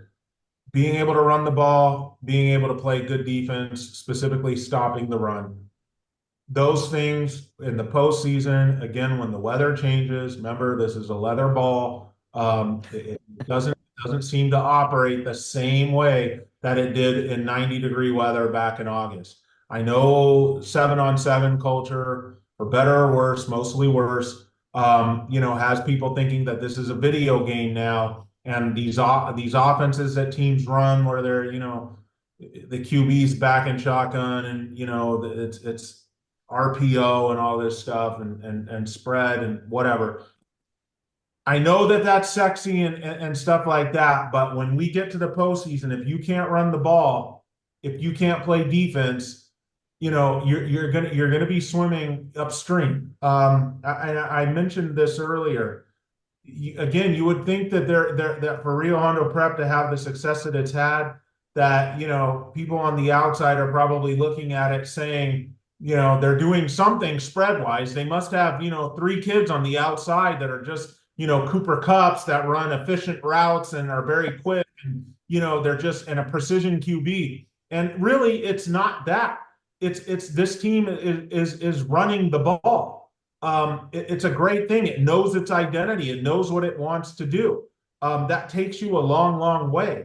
Look, I hope on Friday you guys are going to have 3 or 4 8-minute scoring drives, because that's another thing that it does. It helps with the clock. So that's it, man. I mean, it's very simple. I mean, for all the for all the advancements, if you will, in football, ultimately you still need to be able to run the ball. You still need to be able to have, play fantastic defense in the postseason, and Rio Hondo Prep does those things in spades. So I think that's been, past the execution part, a main reason why the program's had this kind of success, and it's got to happen again on Friday. I think it comes down to it. How many games come down to a significant 4th-and-1 play and what you do on that play on either side of the ball. And to your point, when the other team knows you're going to run it, how do you stand up against that? Or when you got to get a stop. And so it's very, very well. It's funny how this game has evolved. Yet it's all about blocking and tackling. Blocking and tackling. You do those things better than the other team, chances are you're going to be successful. So, Aram, I just want to. Oh, go ahead, Aaron. I left this out, is that late in the season, teams are banged up, and to have to play physical and even more physical, somebody that can out physical you late in the season when you're banged up, has a big advantage. So, that's another aspect of it. Yeah, and that's our style of play. I mean, it really is. People probably don't think that. They think we're some gimmick offense. And I know it's a power run game. Yes, our guys are undersized, but our guys are ferocious. They really are warriors playing hard. And I always have said, Rio guys, no one will play harder, cleaner, and with but as far as harder. And with more class than our guys do. And I think that kind of sums us up. Like, even if they lose, you're going to see a really, really strong effort from our guys at all times.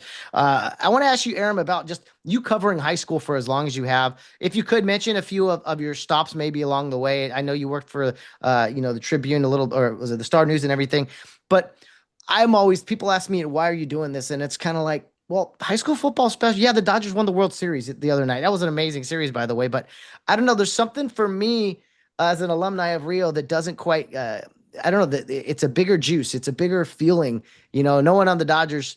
I don't know them. I know Rio kids. I know Rio alumni. But for you as a reporter or media guy, however you want to phrase it, why all these years do you still pay such close attention to high school football? Yeah. So I'll give you like a career. Sort of, background here, and that'll answer things. So I was working at a gas station in Temple City in 2000, I want to say, 2000. A guy that owned a local newspaper would come in, and he says to me one day, why don't you write, because we would BS about sports. He would buy his cigarettes there and drink the free coffee. Why don't you write, about sports for me? I said, well, again, just idiotically young Aram, speaking, just pure ego. You couldn't afford me. That's what I told him. How much? How much do you want to write just a weekly column? I said, all right. I think I said $150. He said, done. Just write it. Wrote it. This is back before social media, so you have to put your email address at the end of it. I kind of don't remember what the column hit on high school, college, and pro football. I hit on 3 different sections. That was like the structure of the column.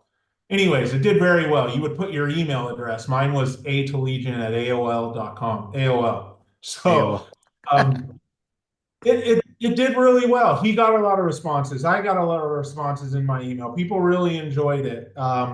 And so he said, look, how much for you to quit this job here and come work for me full time? And again, I said, you couldn't afford it. He said, try me. I named a number.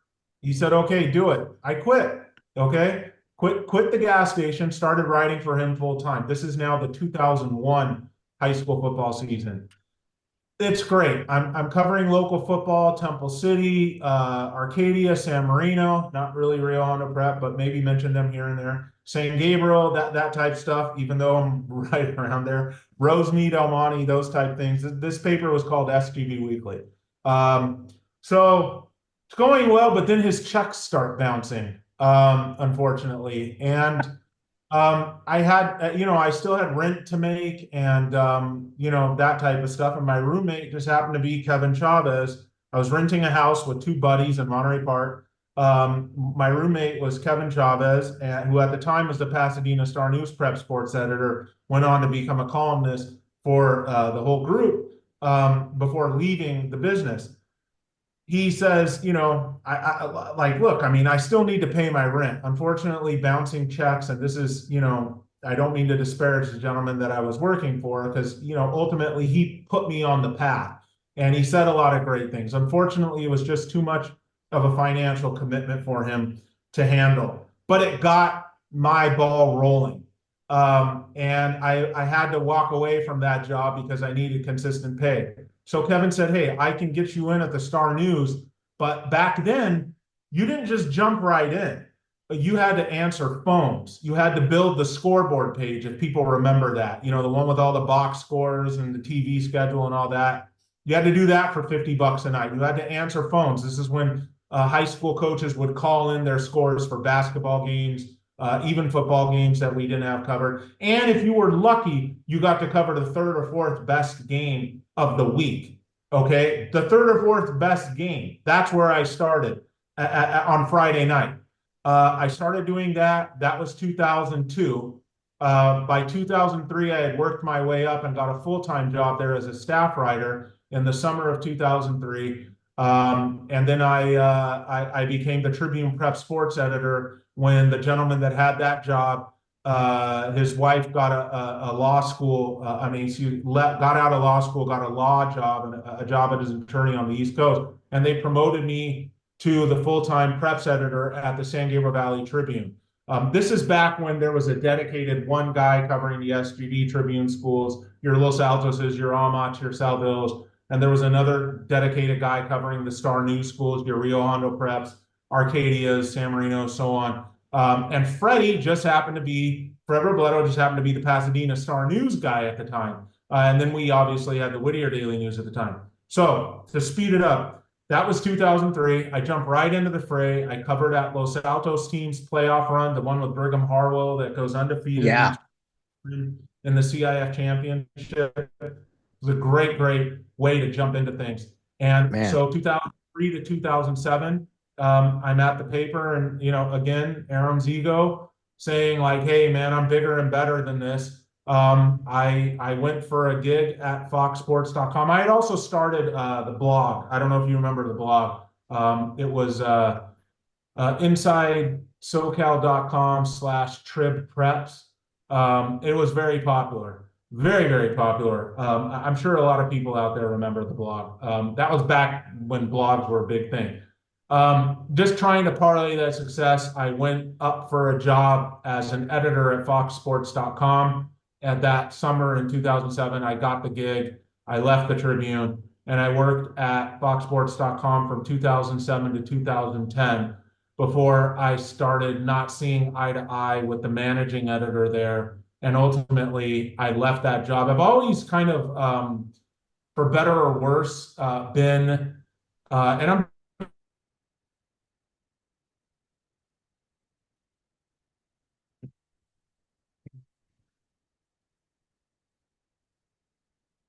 I've always kind of been, you know, I think it's going well, I will walk out on it, you know, no matter what.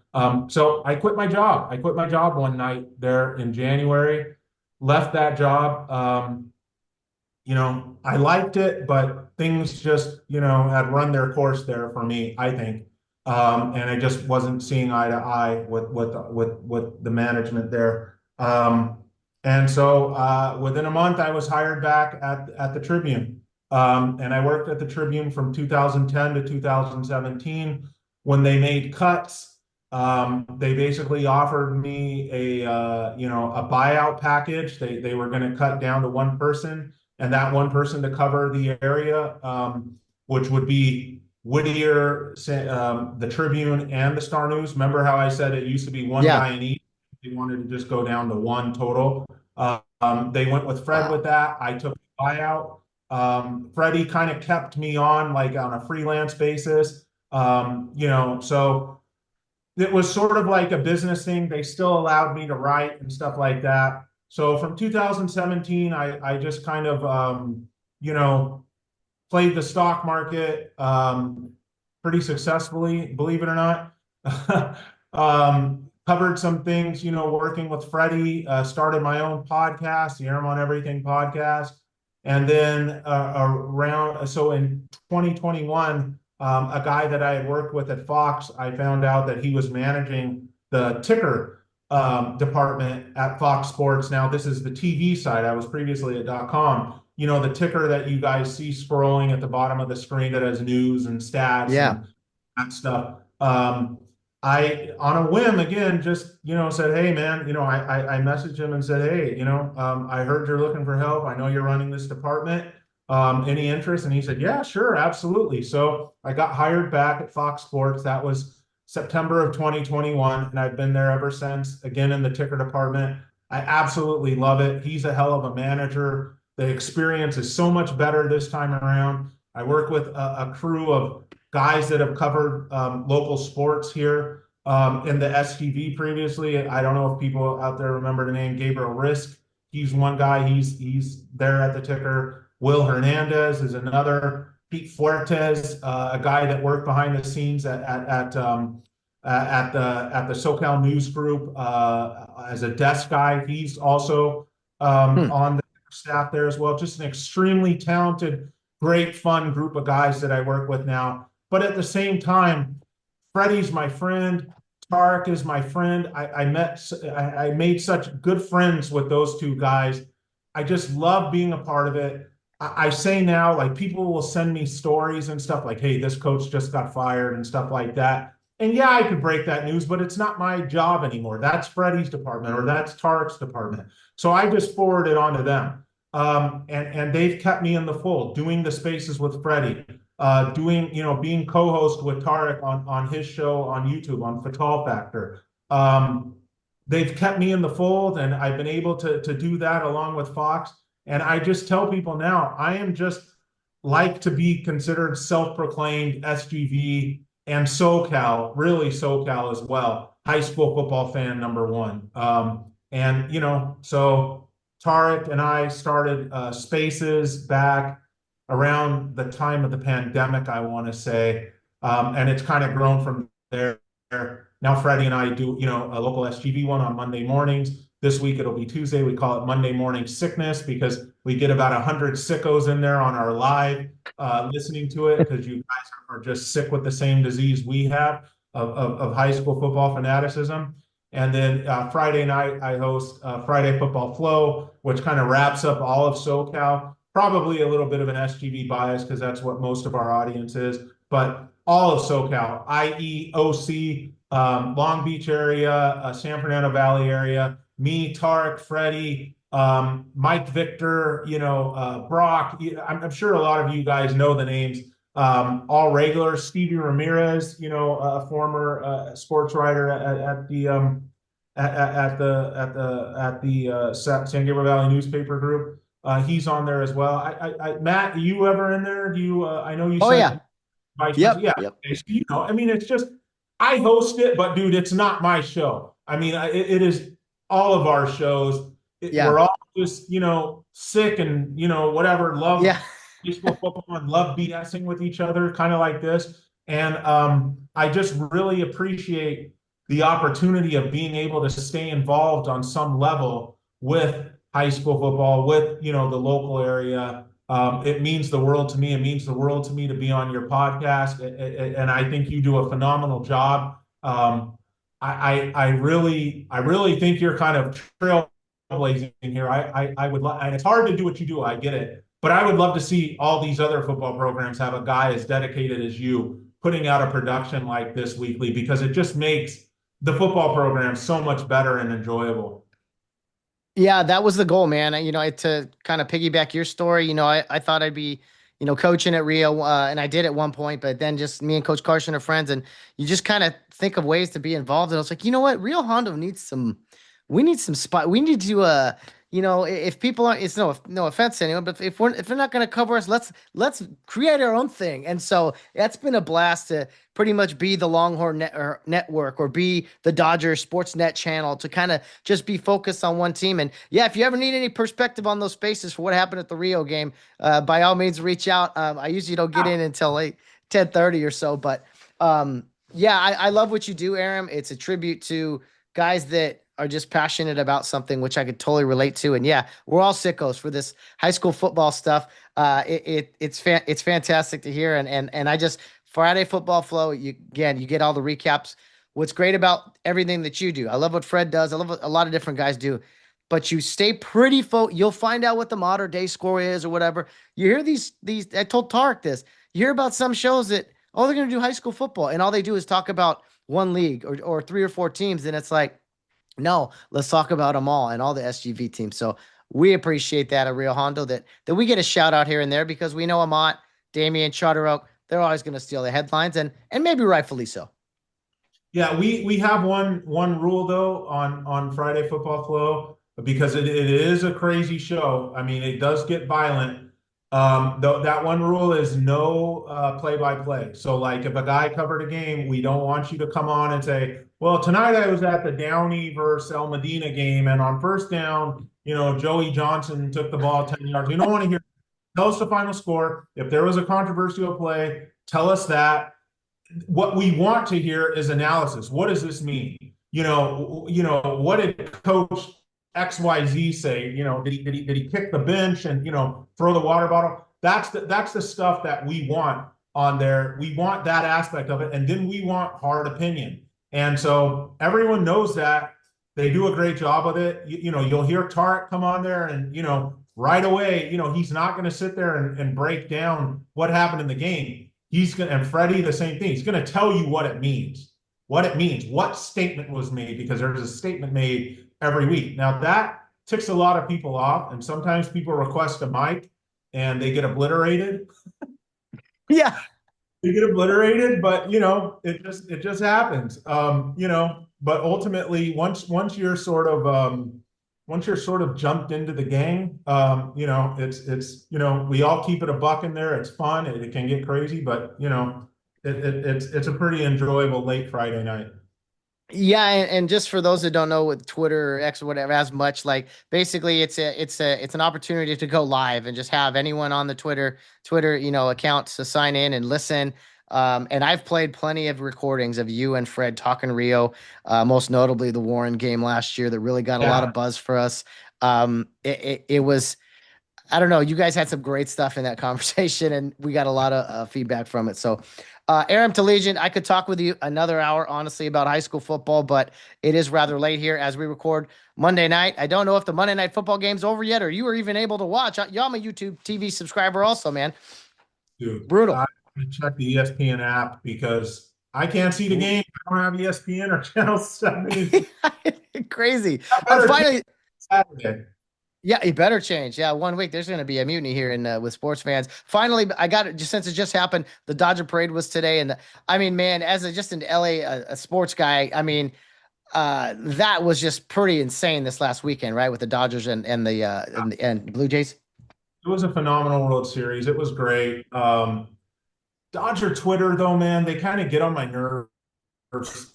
I can't with Freddie and Eric all season long crying about games in May and June. Like, I just can't do it with them all season long. Yeah, ultimately, I want the Dodgers to win, and I'm with you. Regular season football games, that's different. I mean, we can gripe about that all we want, but 162 games and game 63, you're complaining about bullpen or whatever. I just don't want to hear it. Or read it. But yeah, ultimately, yeah, great stuff. Great that the Dodgers won. Pretty incredible World Series too. Tons of drama. All kinds of drama moments, and just wow. Poor Toronto, although can't say it too much because anyway, good for the Dodgers, good for everything there. So Aram, it's been a pleasure, man. Thank you so much for your time. I will we'll be tuning in let's see, this will be out on Wednesday, but I will be tuning in tomorrow on Tuesday to hear about the sicko sickness, and maybe if you can give us a shout out on there that you and I recorded, something that people can look forward to listening to Wednesday night.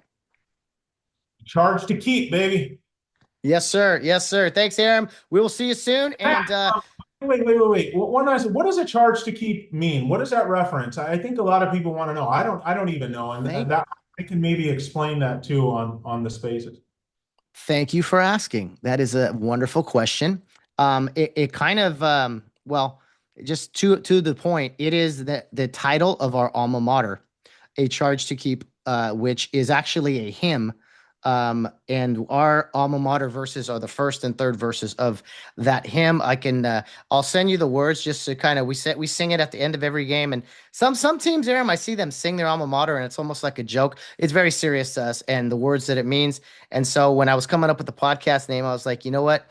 A charge to keep. That's just too perfect. It ties everything together. And it kind of sums up our program and how important and special this stuff is to us. Love it, love it. All right, now we know. Okay, I will definitely bring that up. I'm gonna bring that up on Spaces, dude. You will hear it.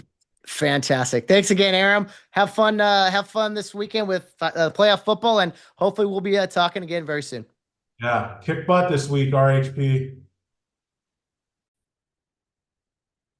Well, can't say thank you enough to Aram Talegian for sitting down with me on a Monday evening, as you guys will be hearing this Wednesday night at some point, or Thursday, Friday, whenever. But just a fun conversation, really. Anytime we get that bigger landscape of high school football, but specifically the San Gabriel Valley, I think there's a lot to learn. And it's great, again, to hear from the impartial perspective and someone that sees everyone out there and is a pretty darn neutral as far as just his analysis. I mean, what more can you ask for there? So some kind words about Rio and what we do. I think he's right. We do have a tall task ahead of us this Friday night with the great players that the Lancers of Thousand Oaks have. And, we played some great opponents in the past. We've mentioned Warren, Santa Monica, and Charter Oak, and Orange High School, Vista del Lago. We've played some tough opponents, and they've had some great players. But you know what? Rio Hondo has some pretty great players as well. They may have a Boise State grad, commit, ASU commit, Navy commit.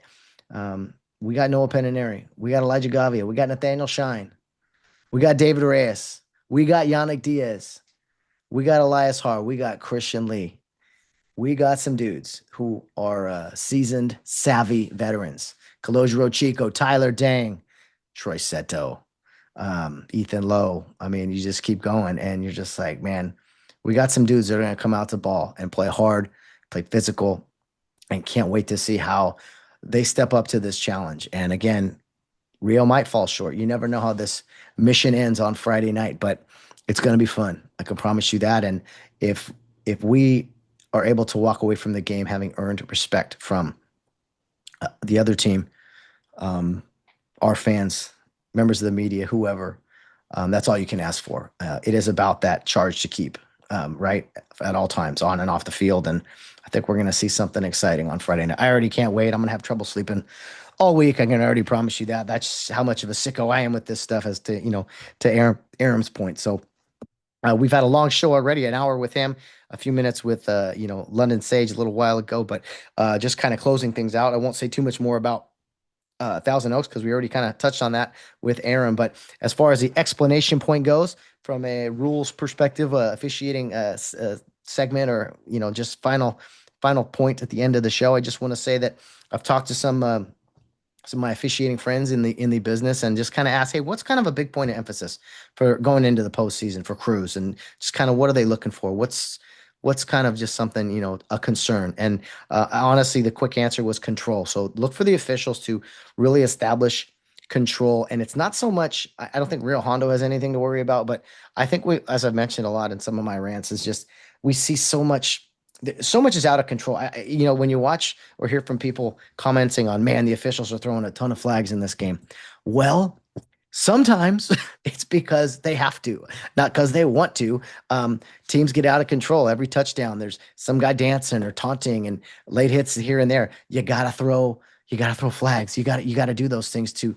It's like, we can do this all night if you're just going to keep playing this way. So CIF doesn't want games out of control. The officials are going to do they're going to do their best to manage that. And I think we'll see that from the very beginning. As soon as the officials take the field, Rio's got to continue to make sure their uniforms are proper and play into the whistle, nothing past that. And Rio guys don't talk trash or taunt or anything. So there's no issue there. You don't know what you'll see from the opponent. I'm not saying bad things about Thousand Oaks. This goes for any opponent. You can't let the opponent affect your decisions. And, football, any sport really, but when emotions run high, intelligence runs low. It's kind of how we used to think of it as officials back in the day too. So that goes for officials, coaches, everyone. And you just gotta stay in control. One final point about officiating and just kind of the rules is that now that we're in the playoffs, all the crews are neutral, meaning Thousand Oaks is in, let's see, Channel Coast is their officiating unit. Rio Hondo, the SGV is the officiating unit there.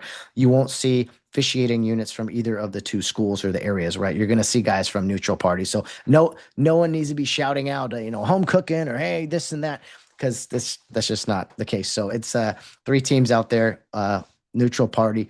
They're not going to be perfect by any means, but hopefully we stay out of their way, and they manage the game accordingly. That's all you can ask for here in the playoffs. I know we're going to get emotional and be yelling about every call, every whistle, but we'll do our best out there to stay calm and to see everything forward. As the playoffs are a very fun time, challenging time, emotional time, and just can't wait to kick this thing off. And hopefully, after 48 minutes, Rio Hondo is on top, but they got a tall task ahead in the Thousand Oaks Lancers.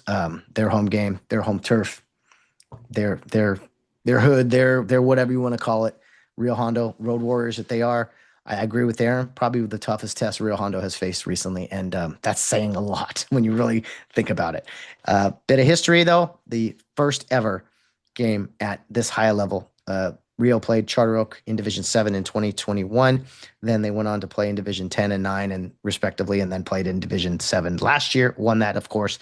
But this is when the ball is kicked off, history will be made as that small school at 5150 Forna Avenue in Arcadia, California, will officially be a Division 5 football team here in the CIF Southern section. So not bad for a school with 82 boys and 53 girls there in the high school. We're proud of them already, but let's bring it home, guys. Play hard, fight hard. We'll be with you there every single step of the way. It's going to be a dogfight when, you know what, as the playoffs start, we take off from that aircraft carrier. Again, as I tie it all in, who knows where it goes, where it ends, if it ends, but fight hard, man. Just keep fighting, and we will be with you every step of the way, and with open arms, however it ends, no matter when it ends. Do us proud. We know you will, and just don't back down. There are no backup plans going forward. It is win or go home. Compete every whistle. Keep your head about you. Do the right thing. Play like cares, and keep carrying on that great tradition. You've already made us proud, but go out there and live your dream and keep this mission going. And then closing, as always, guys, as your friendly reminder, Rio Hondo Prep Football. Be humble in victory and gracious in defeat, as we always have. A charge to keep. So if you got a fire, don't lose it. If you got to do or die, dream, do it. If you got something to prove, go on and prove it. Don't let nobody clip your wings. Keep your head down, keep on the blinders, tune out the doubters and all the closed minders. If it's in your blood, falling down ain't enough to change who you were born to be. And getting back up, that's the only backup plan.